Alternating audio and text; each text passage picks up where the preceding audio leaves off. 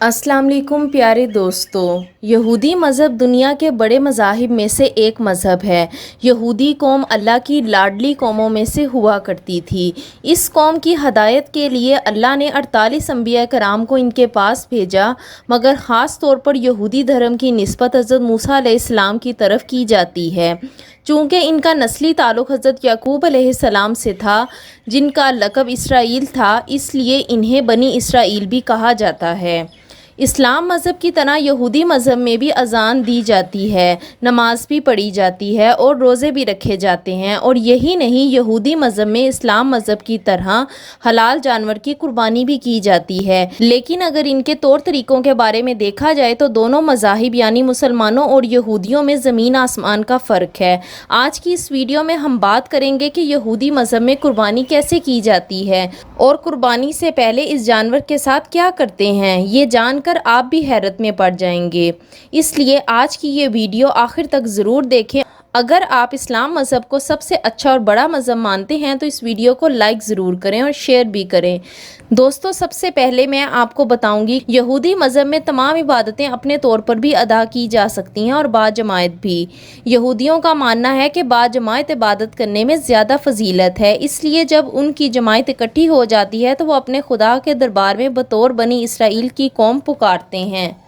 इनकी जमात को पूरा होने के लिए इन्हें कम से कम 10 लोगों की ज़रूरत होती है, वरना एक साथ होकर भी ये लोग अपनी अलग अलग इबादत करते हैं। दोस्तों, मज़हब इस्लाम की तरह यहूदी मज़हब में भी कुर्बानी की जाती है, लेकिन इनका कुर्बानी करने का तरीका मुसलमानों से अलग है। यहूदी मज़हब में फ़र्ज कुर्बानी के अलावा भी अलग अलग मौक़ों पर अलग अलग तरीक़ों से भी कुर्बानी की जाती है और इन्हीं तमाम तरह की कुर्बानी को कुर्बन कहा जाता है। कुर्बन कुर्ब से बना है, जिसका मतलब करीब होता है, और यहूदी समझता है कि इन कामों से वो खुदा के करीब होगा। यहूदी धर्म के लोग मुसलमानों की तरह हलाल जानवरों की कुर्बानी भी करते हैं और इसके अलावा फाख्ता, मुर्गी और बहुत सारे परिंदों की कुर्बानी भी करते हैं।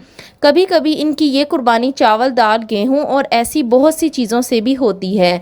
यहूदी मज़हब में यहूदी जब भी किसी जानवर की कुर्बानी करते हैं तो इस कुर्बानी के जानवर के गोश्त को 3 हिस्सों में तकसीम करते हैं।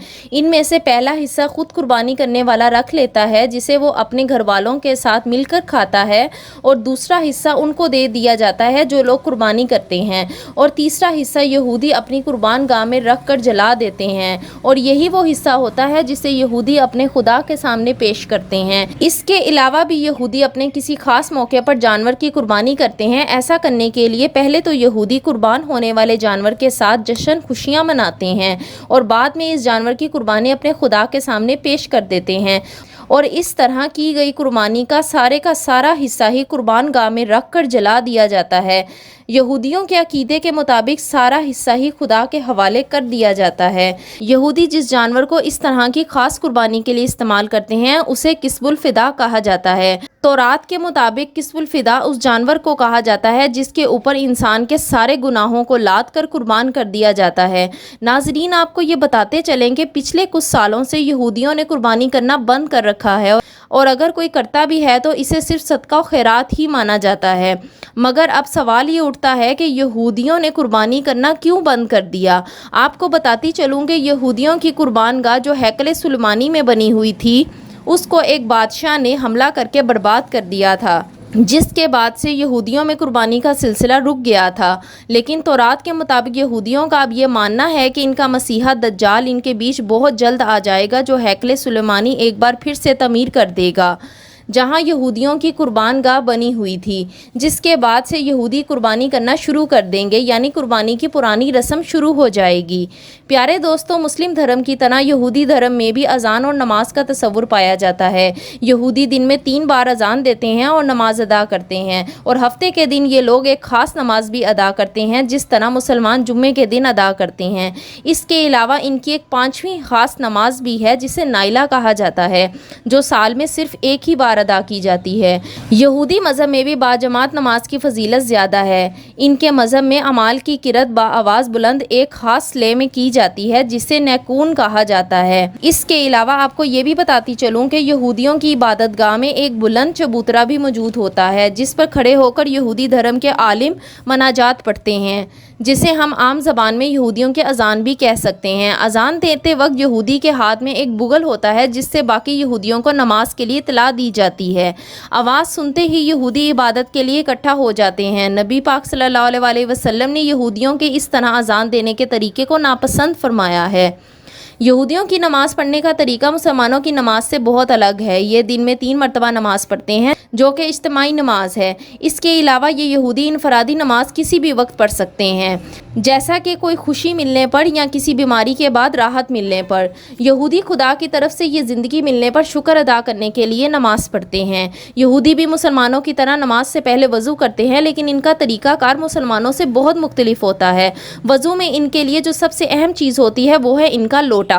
سب سے پہلے یہ اس لوٹے میں پانی بھرتے ہیں، پھر وضو کرتے ہیں، لیکن مسلمانوں کی طرح یہ نہ ہی اپنا منہ دھوتے ہیں اور نہ ہی پاؤں اور نہ ہی سر کا مسح کرتے ہیں، بلکہ ان کا وضو کرنے کا طریقہ بہت ہی عجیب ہوتا ہے۔ یہودی لوگ لوٹے میں پانی لے کر اپنے ایک ہاتھ کو 3 مرتبہ دھوتے ہیں، پھر دوسرے ہاتھ کو بھی اسی طرح 3 مرتبہ دھوتے ہیں۔ دونوں ہاتھ دھونے کے بعد دل میں یہ تصور کر لیتے ہیں اب تو ہم پاک ہو گئے ہیں۔